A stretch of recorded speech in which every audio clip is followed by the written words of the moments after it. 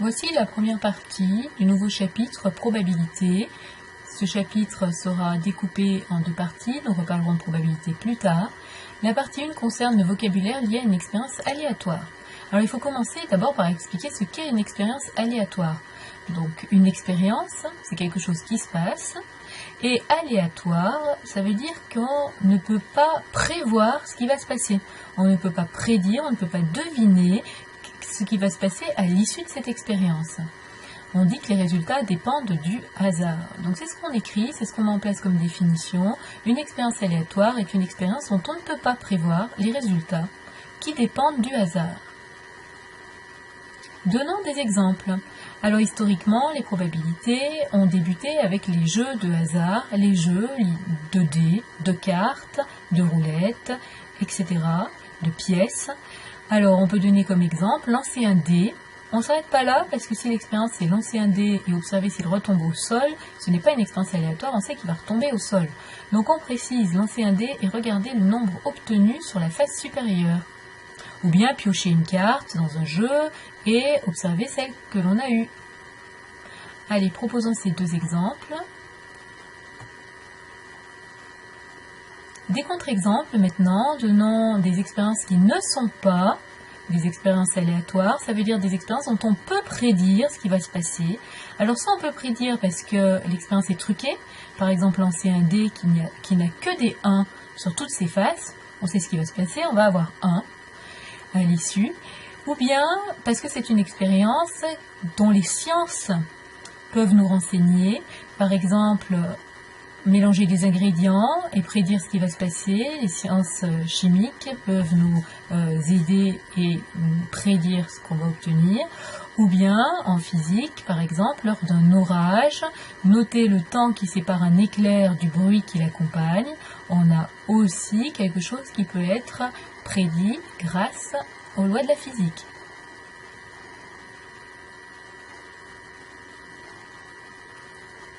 Sur un exemple, maintenant, on va mettre en place le vocabulaire.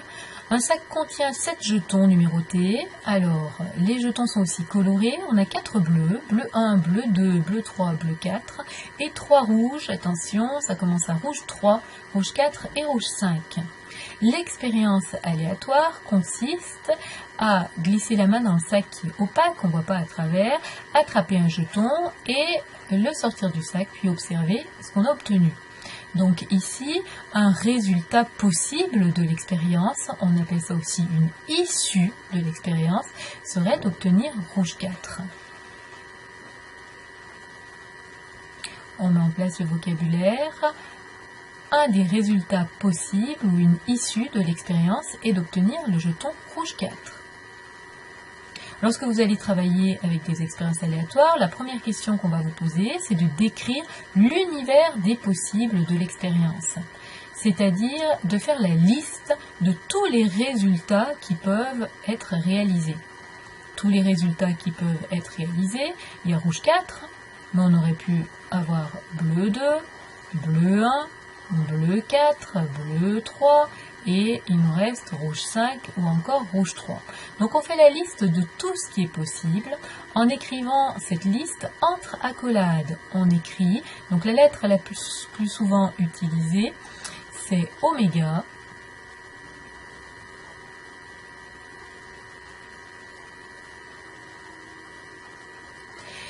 Oméga est égal, et entre accolades, on fait la liste de tout ce qu'on peut obtenir comme résultat possible. C'est l'univers des possibles de l'expérience. On va aussi s'intéresser à des événements. C'est-à-dire que lorsque l'expérience est réalisée, on a obtenu quelque chose, on va regarder si certains critères sont réalisés ou non. Par exemple, l'événement A, ici, décrit par une phrase, c'est obtenir un numéro pair. Alors A, on peut le décrire par une phrase, ou bien faire la liste de tous les résultats de l'expérience qui font marcher, qui font réaliser cet événement. Quand est-ce que j'aurais obtenu un numéro pair? Quels sont les résultats de l'expérience qui permettent de faire marcher ce critère? Eh bien, j'ai obtenu un numéro pair si je sors le jeton rouge 4, ou bien bleu 2, ou bien bleu 4. Donc je fais la liste entre accolades de nouveau de tous les résultats qui font réaliser cet événement. On continue avec le vocabulaire. On nous parle maintenant d'un événement impossible. Intuitivement, on comprend ce que ça veut dire. C'est un événement qui ne peut jamais être réalisé. Donc un critère d'observation qu'on ne verra pas. Par exemple, obtenir un jeton vert. Ça, on est sûr qu'il n'y a aucun des résultats possibles qui va pouvoir faire marcher ce critère.